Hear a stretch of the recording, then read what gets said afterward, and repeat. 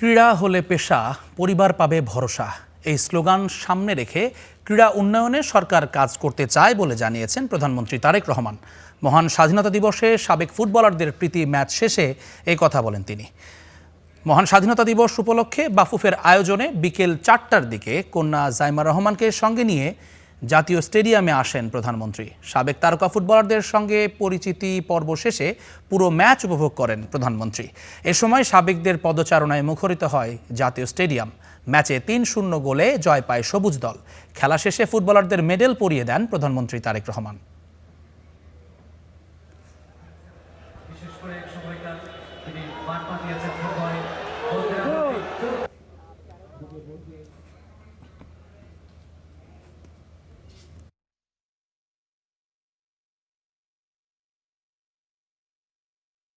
আমাদের একটি লক্ষ্য আছে, আমরা চেষ্টা করতে চাই যে ভবিষ্যতে বিভিন্ন আন্তর্জাতিক ফোরামে যেই খেলাগুলো অনুষ্ঠিত হয়ে থাকে সেখানে আরও কিভাবে বেশিভাবে আমরা দেশের জন্য সম্মান বয়ে আনতে পারি এবং তার জন্য আমরা সুন্দরভাবে আমরা ভালো খেলোয়াড় তৈরি করতে পারি, সেটিরও আমাদের পরিকল্পনা আছে, সেটিও আমাদের চেষ্টা আছে। যারা ক্রীড়ার সাথে প্রত্যক্ষ বা পরোক্ষভাবে জড়িত আছেন তাদের সকলের কাছে অনুরোধ থাকবে, আসুন আমরা বাংলাদেশের ক্রীড়া জগৎটিকে সুন্দরভাবে দলমত নির্বিশেষে সুন্দরভাবে আমরা এই ক্রীড়া জগৎটিকে গড়ে তুলি।